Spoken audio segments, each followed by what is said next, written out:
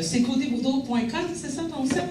Puis les recherches de Frédéric portent sur l'autonomie des animaux et leur droit de faire des choix personnels et de ne pas être dominés. Demain matin, en fait, il prend l'avion pour aller travailler pendant tout l'été avec Dinesh Wadiwell en Australie. Donc, je vais perdre mon coloc. Et il y a aussi un blog, vous le connaissez sûrement pour ce blog-là, parce qu'il y a un blog sur les pâtes à l'huile. Il est très connu pour ce blog-là. Donc, merci beaucoup, Frédéric.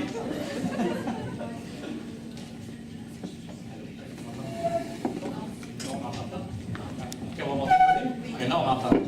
Ça fait drôle de s'entendre ça. Merci, Christiane, pour la présentation, d'avoir parlé des pâtes à l'huile. C'est toujours important.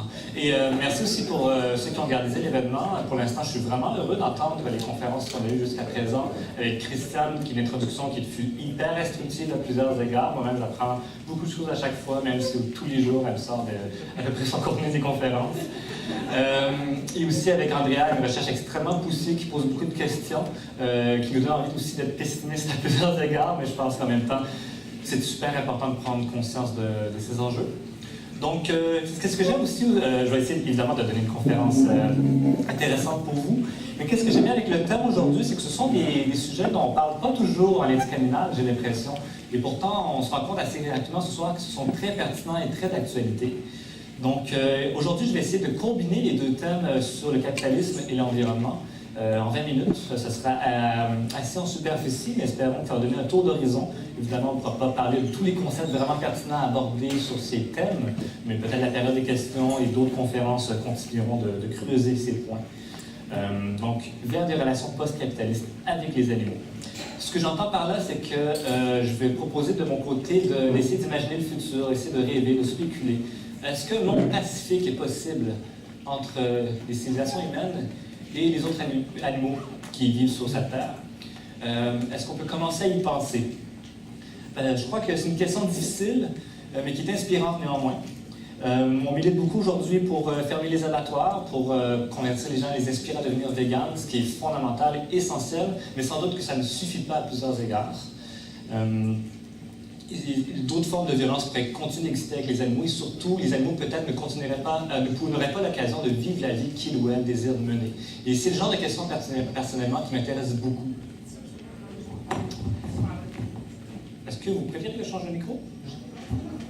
Il y a juste Christiane. Mais évidemment, si on m'entend mal, je vais pouvoir changer au cours de ma conférence. Donc, je disais que ce sont des questions qui m'intéressent beaucoup, de prendre la perspective des animaux, de poser la question quel genre de vie ils et elles désirent mener, et quel genre de relation nous pouvons avoir avec eux pour qu'ils et elles puissent vivre la vie qu'ils désirent. Donc, je vais y aller rapidement aujourd'hui en divisant sur deux parties.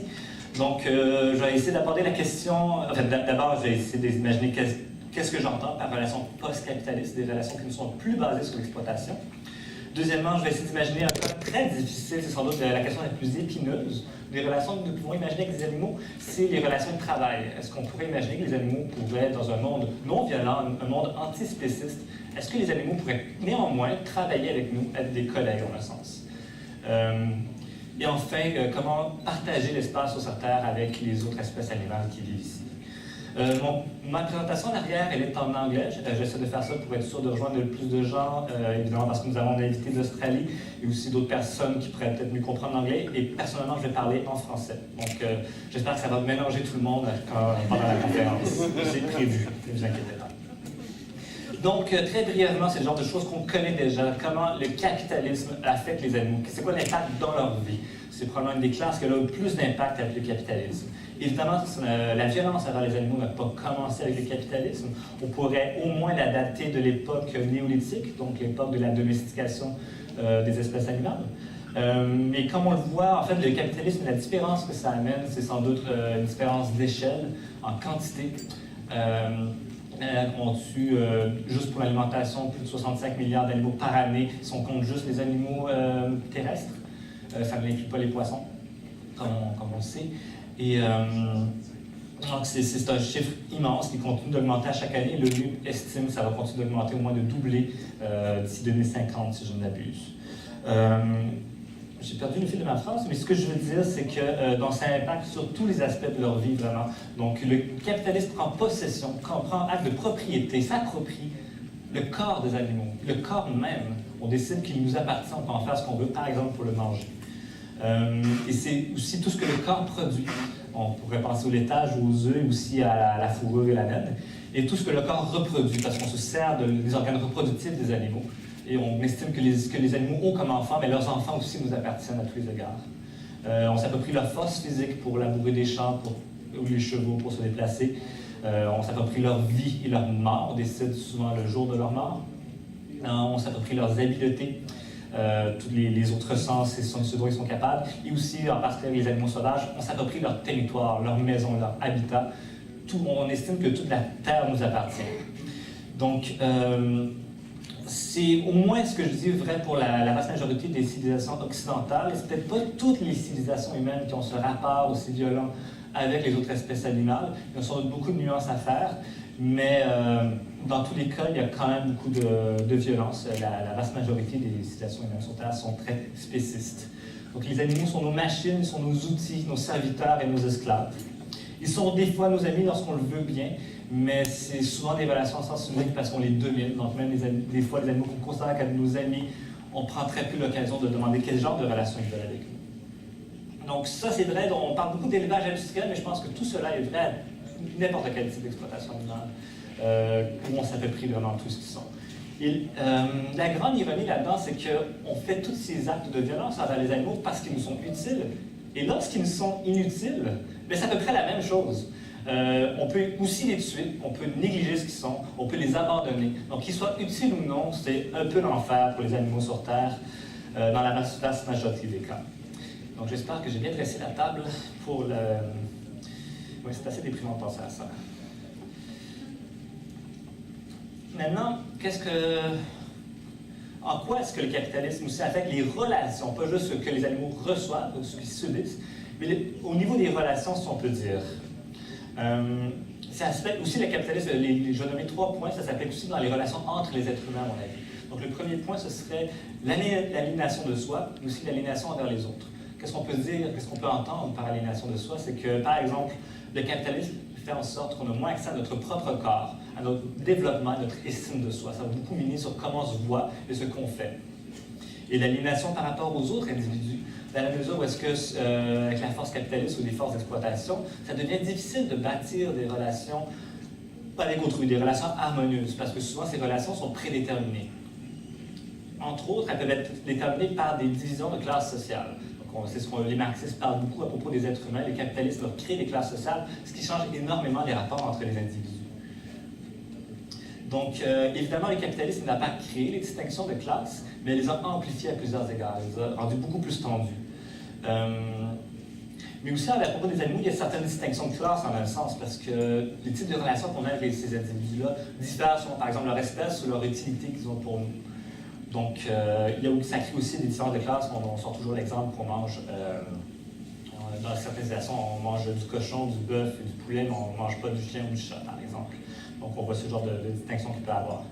Donc, que les animaux soient conscients ou non de leur espace social, de leur position sociale, ça a un impact sur les genres d'opportunités qu'ils vont avoir. Donc, c'est le dernier point que je veux nommer. Le capitalisme peut affecter les relations parce que ça a des différentes opportunités aux individus, par exemple, de déterminer quelle vie ils ou elles veulent mener. Alors, qu'est-ce qu'on pourrait imaginer par le terme de relations post-capitalistes? On peut parler de relations plus égalitaristes. Et je vais encore le décliner en 3 points. Parce que je pense, lorsqu'on pense à une amitié ou à un autre type de relation égalitariste, c'est que chaque personne, chaque individu est co-créateur de cette relation-là. Dans un sens égal aussi. Et lorsqu'on dit co-créateur d'une relation, ça implique que chacun a aussi le droit de mettre un terme à une relation ou de déterminer quand est-ce que la relation ne lui convient pas. C'est, à mon avis, très intéressant de penser ça, parce qu'il faut aussi insister sur le point qu'il ne doit pas avoir de domination ni d'exploitation. Parce qu'il y a beaucoup d'auteurs, en fait, en éthique animale, qui sont beaucoup plus du côté de... Ce sont des spécistes, et qui vont dire constamment nous rappeler que les animaux bâtissent des relations avec nous autres, mais c'est souvent des relations de domination, et ces auteurs-là ne veulent pas dénoncer ces formes d'exploitation. On les classe souvent dans le domaine plus d'études animales humaines. Ils font semblant qu'ils n'ont pas de point de vue normatif, ils font juste décrire les choses.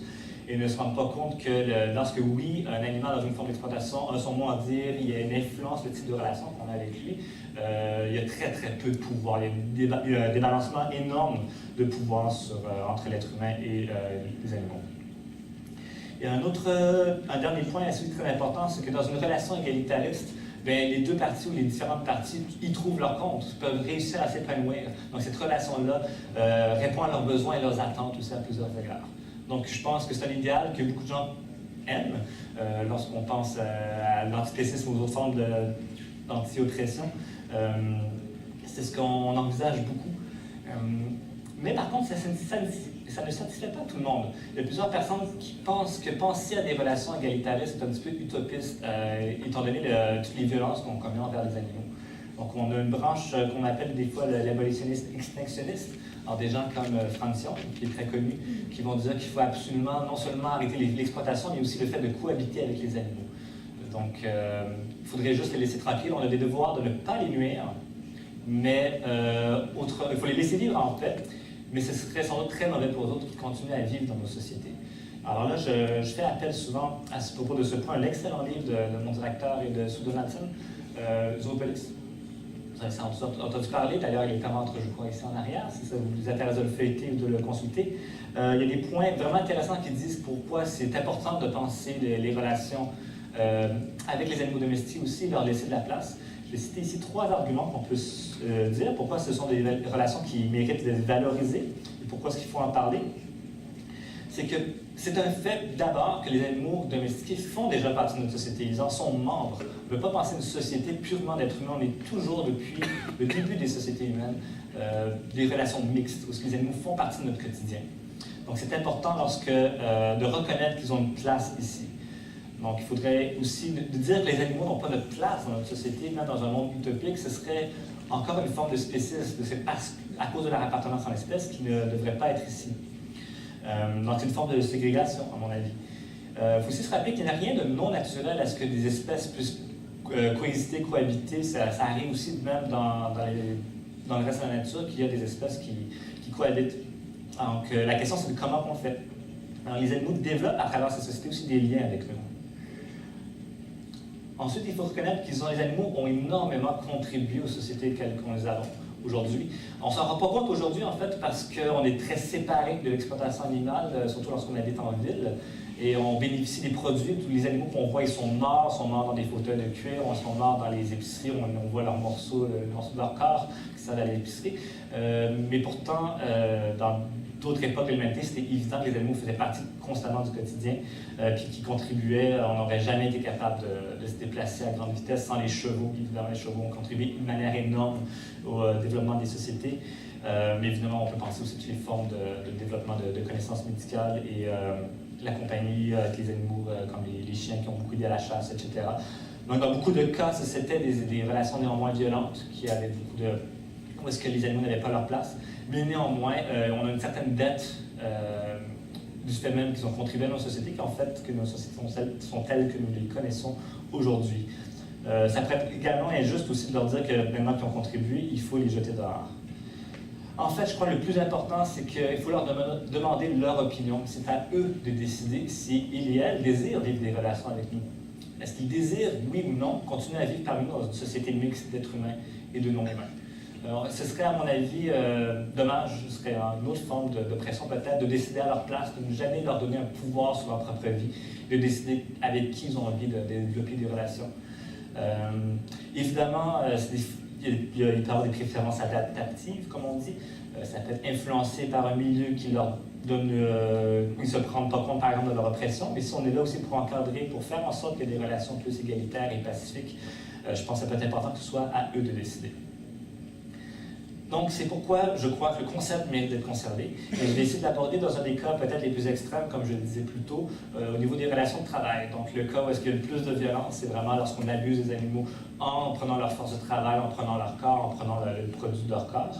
Mais est-ce que c'est possible d'imaginer des formes de contribution, de collaboration avec des autres espèces animales qui ne seraient plus d'exploitation? Donc, pour aller dans le terme, je trouve que ça peut être inspirant de commencer par cette fameuse phrase de Marx. Mais ce n'est pas lui qui l'a inventé, mais qu'il a repris, qui l'a popularisé.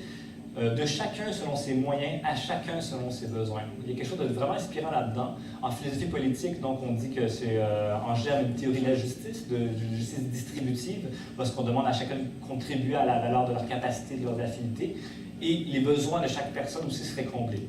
Lui, il imagine que ce serait une société idéale, une société communiste, réellement communiste, serait capable, avec une abondance de ressources et de production, de pouvoir offrir à tout le monde ce dont ils ou elles ont besoin.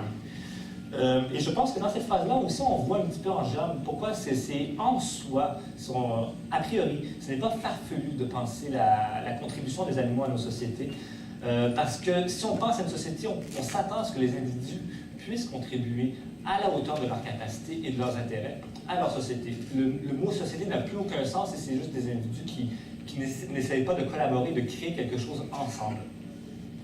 Donc, peut-être aussi que si les animaux restent avec nous, ou pendant qu'ils restent avec nous, il n'est pas tout à fait injuste en soi de s'attendre à ce qu'ils puissent apporter leur contribution. Évidemment, tout le problème est dans les détails. Là. On dit aussi l'enfer est pavé de bonnes intentions, n'est-ce pas? Donc, la première condition, c'est ce qu'il faut nous démarquer de d'autres formes de discours qui essaient de dire que c'est bien que les animaux contribuent. Ce dont il faut insister, c'est il est inconditionnel que leurs droits fondamentaux, dont le droit à l'intégrité physique, le droit à la vie, soient respectés. Et aussi d'autres avantages sociaux. Ça ne doit pas être conditionnel au fait qu'ils contribuent ou non. Donc, les avantages sociaux, si un animal fait partie d'une société, il doit le droit, comme tous les membres de sa société, de bénéficier des infrastructures, comme d'un service de santé. Il a le droit d'avoir un toit, il a le droit d'être nourri, il a le droit aussi de vivre des relations pacifiques et intéressantes avec d'autres individus. Et ça, il faut insister sur le fait que c'est inconditionnel qu'un individu, animal ou humain, contribue à la société, il devrait pouvoir jouir de ses droits. Dans le monde actuel, c'est rarement le cas avec les inégalités économiques qu'on connaît, mais justement, il faut insister sur ce point. Qu'on souhaite la contribution de chacun, mais elle n'est pas conditionnelle pour recevoir des certains bénéfices. Le problème, tel qu'on le voit avec le monde actuel, c'est que avec les êtres humains, du moins, lorsqu'un individu contribue à sa société, en ce moment, il est salarié, il est payé, il reçoit un bénéfice économique. C'est souvent une manière de le motiver. Ce serait plus difficile de travailler, selon certains, si les gens n'étaient pas payés. Excusez-moi. Et ça peut mener à des formes d'inégalité énormes. Donc, ne serait-ce qu'entre les salariés et les chômeurs. Donc, ça crée des inégalités, ça crée des différences de rapport des individus. Donc, il faut faire attention aussi que, d'un côté, on estime que les bénéfices sociaux sont inconditionnels, mais ça se peut qu'on puisse accepter certains compromis ou certaines formes de motivation pour que les individus travaillent. Mais ça peut aussi facilement glisser vers des formes d'inégalité entre différents individus. Et on ne voudrait pas aussi que les animaux qui contribuent à nos sociétés puissent avoir plus de bénéfices que ceux qu'on considérerait inutiles. Il faudrait que tout le monde soit inclus.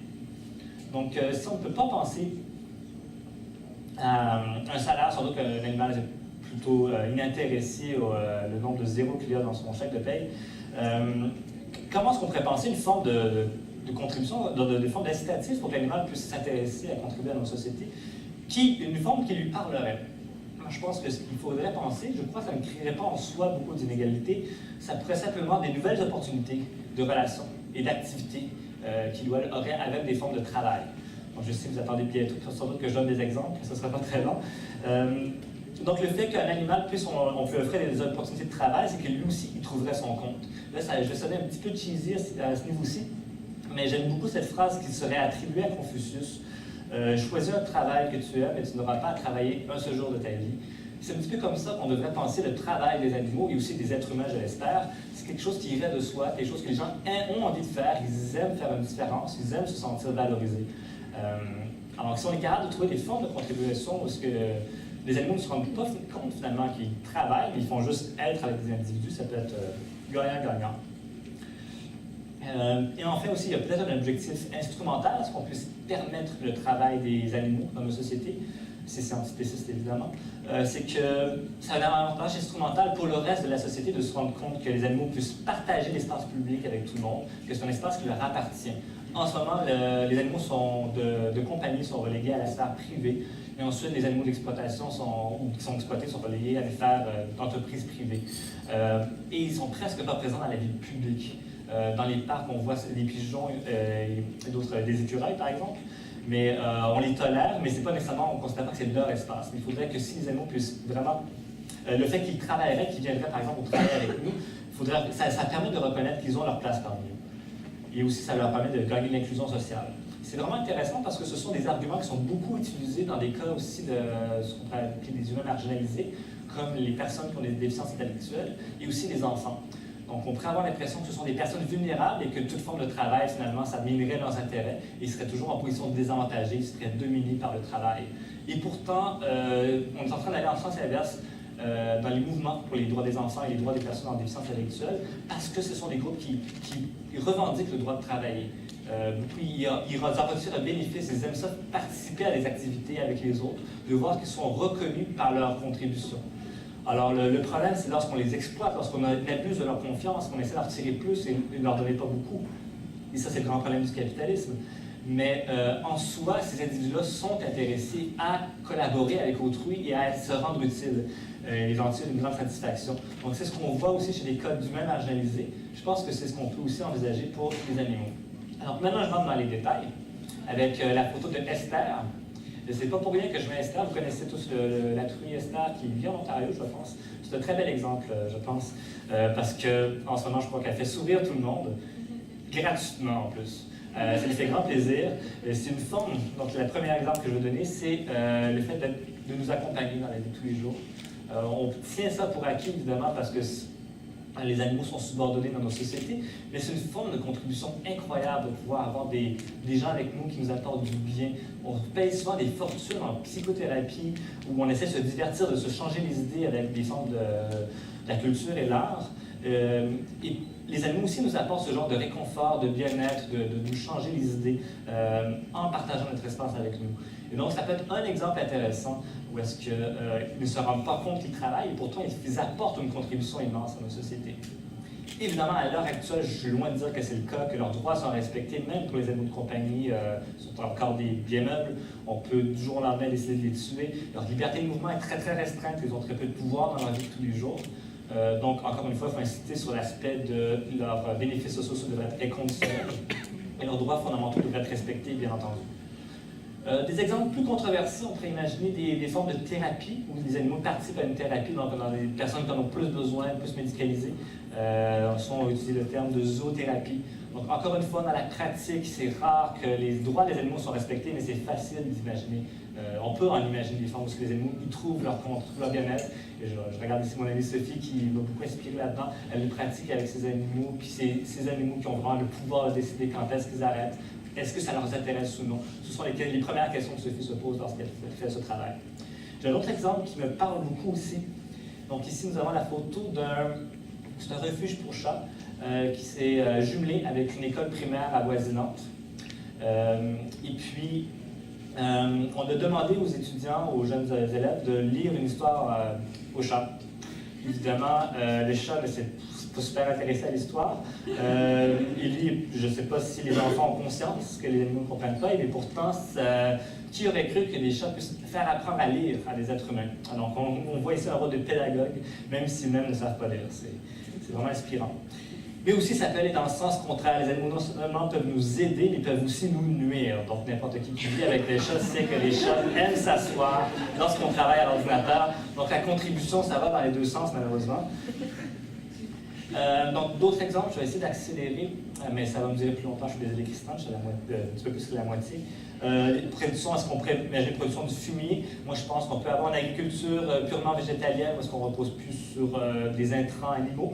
Mais si c'est vraiment plus facile, ou si c'est vraiment, ça ajoute vraiment beaucoup de qualité au sol, on pourrait imaginer une contribution, ma foi, assez innocente. C'est d'ailleurs souvent ce que les éleveurs disent, on a besoin d'exploiter les animaux pour avoir du fumier. Puis c'est facile de leur répondre, mais est-ce qu'on a besoin de tuer les animaux pour avoir du fumier, ce qui me semble complètement absurde. D'autres exemples que là, ça devient très difficile, ce serait la laine. En ce moment, la laine fait énormément de violence envers les animaux. Est-ce qu'on pourrait imaginer que ce serait moins le cas? J'ai écrit un article dans le deuxième numéro de Versus sur ces questions plus difficiles. Je ne vais pas résumer ça ici. Ensuite, la question des œufs. En ce moment, on estime que les poules sont faites pour nous donner des œufs. Lorsqu'elles n'en donnent plus, elles sont tuées. Est-ce qu'on pourrait imaginer des formes de contribution économique parce qu'elles donnent des œufs et elles vivent parmi nous en société? Je ne sais pas. Donc, comme je disais, l'enfer est pavé de bonnes intentions. Souvent, lorsqu'on tombe à des contributions économiques ou s'il y a un profit à faire, c'est facile que ça dégringole. Donc, ce serait voir au cas par cas est-ce que c'est possible à réaliser. Et enfin, on peut penser à des services que les animaux rendent. En ce moment, les animaux, chiens pour aveugles, je ne pense pas que souvent leurs droits sont respectés. Peut-être qu'on peut imaginer ça différemment. Sinon, j'ai une autre image de chiens qui aident à la rescousse pour sauver la vie de certains êtres humains en cas de besoin. Ce serait un travail extrêmement ponctuel lorsqu'il y a des urgences. Autrement, ils pourraient évidemment continuer à vivre leur vie. Donc, je vais conclure cette partie maintenant et m'intéresser à la dernière partie sur le partage des territoires. Donc, premièrement, j'ai parlé de relations avec les animaux domestiqués, mais aussi on est en relation avec les autres animaux qui ne sont pas domestiqués, qui vivent dans les espaces naturels. Même si on ne les rencontre pas, on ne les croit jamais, on a un impact immense dans la vie de tous les jours. Donc, je vais donner quelques statistiques. Il y avait une étude qui était très, d'ailleurs, conservatrice à certains égards. Leurs nouvelles estimations seraient plus élevées, mais que l'humanité a un impact direct sur 83% de la surface terrestre. Donc, il y a très peu d'animaux qui, dans leur vie, n'ont pas un impact de nos activités industrielles et de nos civilisations. Le rapport Living Planet Index, qui est sorti par World Wildlife Fund. Donc, je crois qu'Andrea l'avait mentionné un petit peu. On a des déclin des populations d'animaux sauvages de 52% depuis 1970. Donc, plus de la moitié des animaux vivants dans les espaces sauvages ont disparu. C'est un zoocide, comme on dit. C'est épouvantable à quel point, quand l'espace de 40-50 ans, il y a une si grande marge. Donc, ça se décline différemment. Avec différentes espèces, les espèces d'eau douce sont beaucoup plus vulnérables. Sinon, on voit les espèces terrestres, 39%, et les espèces marines aussi. Mais là, on parle des espèces. Lorsqu'on regarde les populations dans les océans, c'est 49% qui ont disparu depuis 1970. Donc, c'est un autre chiffre immense.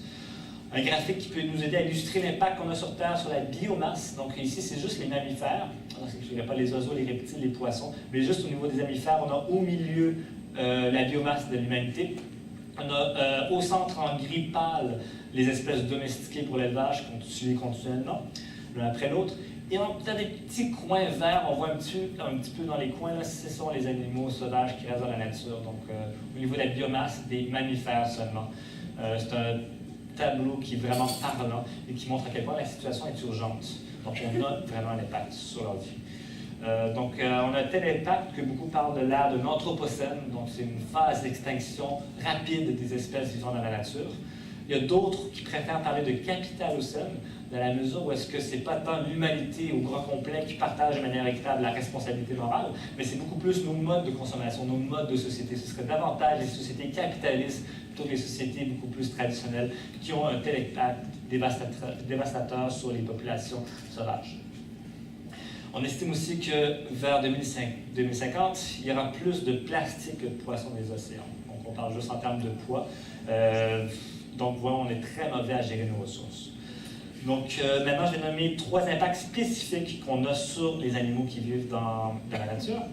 Donc, on a un impact par la colonisation, le fait qu'on habite le territoire, qu'on va créer des routes, qu'on va créer des terrains de golf, qu'on va avoir des chalets. On construit des édifices. Le fait de juste avoir des édifices en hauteur, aux États-Unis, on estime que c'est très difficile à évaluer, mais c'est entre 100 millions et 1 milliard d'oiseaux par année qui meurent parce qu'on a des édifices avec des vitres et les oiseaux ne voient pas qu'il y a une vitre et se frappent sur celle-ci. Donc, c'est un impact immense aussi à ce niveau-là. Les routes, comme je l'ai dit, c'est plusieurs centaines de millions par année. Les animaux sont tués sur les routes. Aussi, nos barrages hydroélectriques également, ça détruit énormément l'individu, ça les tue. Donc, je vais vous montrer une image, par exemple. Là, c'est une image que j'utilise pour mes conférences sur l'environnement et le végétalisme. Donc, c'est juste l'impact de l'agriculture. On a 2 couleurs. Une couleur pour l'agriculture directe, parce qu'on cultive des champs, qui est en orange. Et en vert, ce sont des espaces de pâturage. Donc, vous voyez, à peu près tout ce qui reste, ce sont des déserts et des zones nordiques et des immenses forêts, mais qui sont en train de disparaître d'année en année.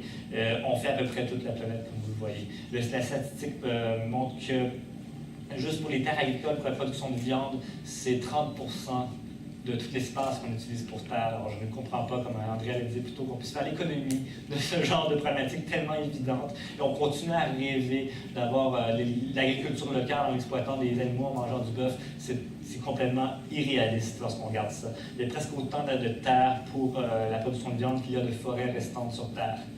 Et on voit sinon d'autres impacts humains. On voit ici 9% des autres terres agricoles, et aussi des autorités urbaines, 5%.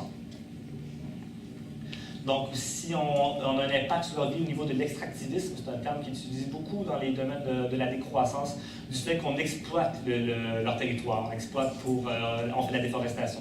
Donc, pour prendre du bois, on fait des mines, on va chercher pour des minéraux, puis on va chercher aussi des combustibles fossiles, le pétrole et autres.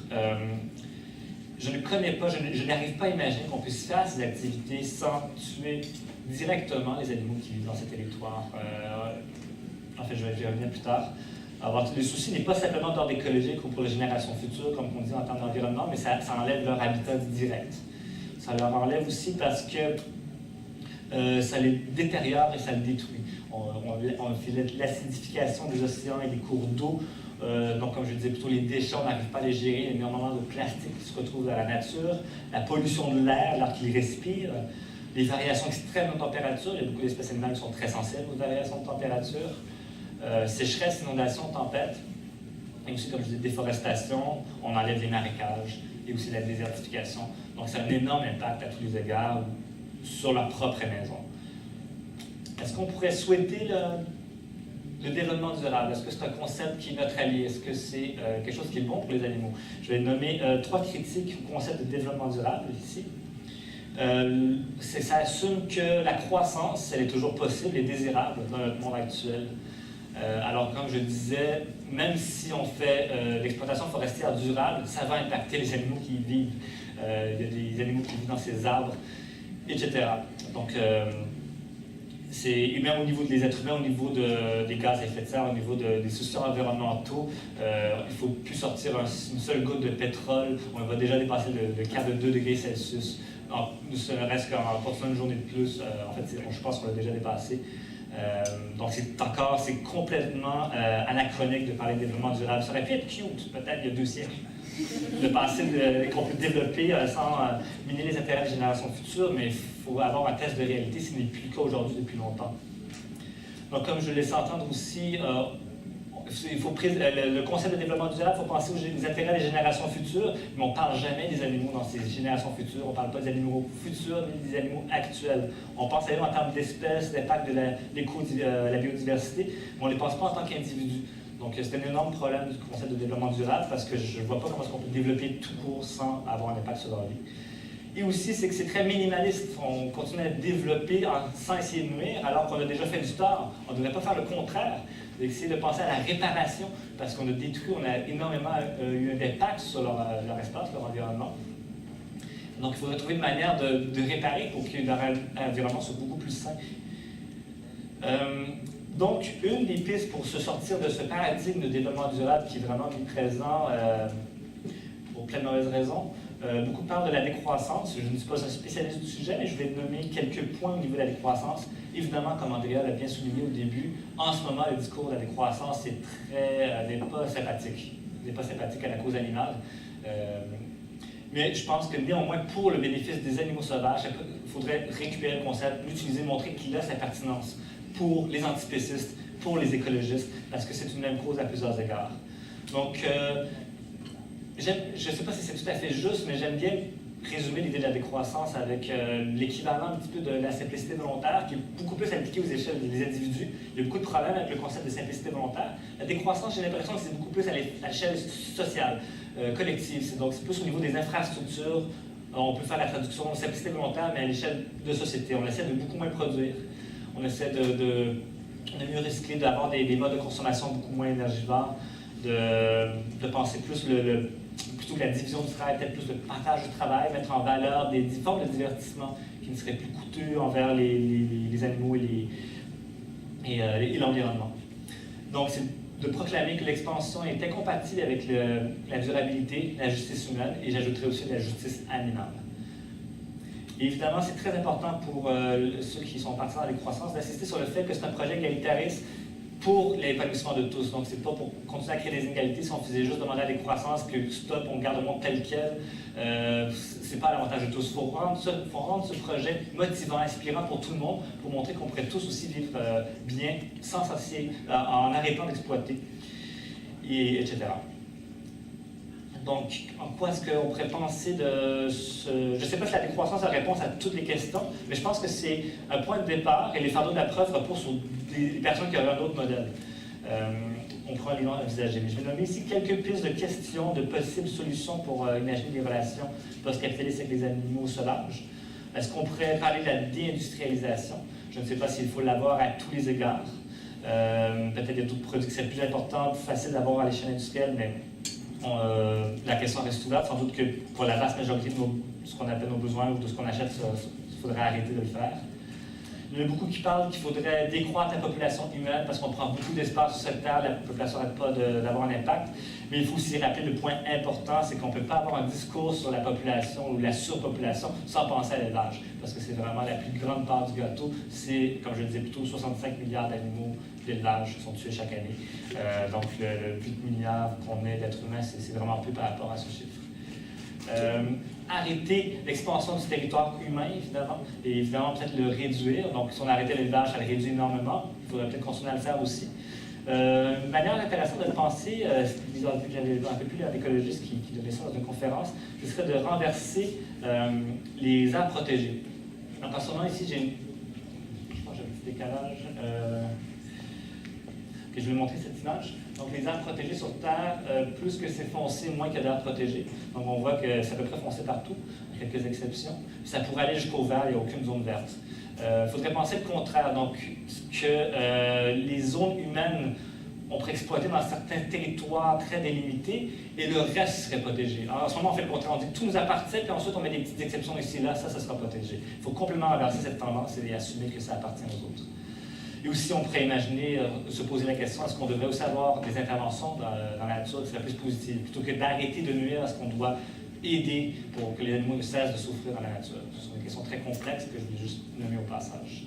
Et je vais terminer là-dessus. Je vous remercie de m'avoir écouté.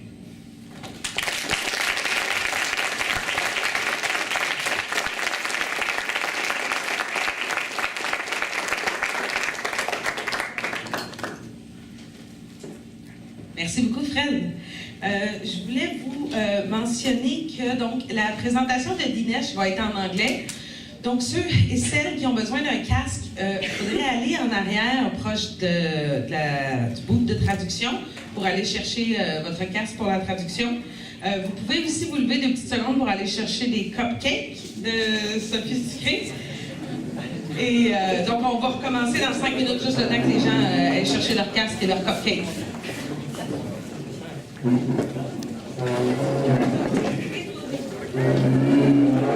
you.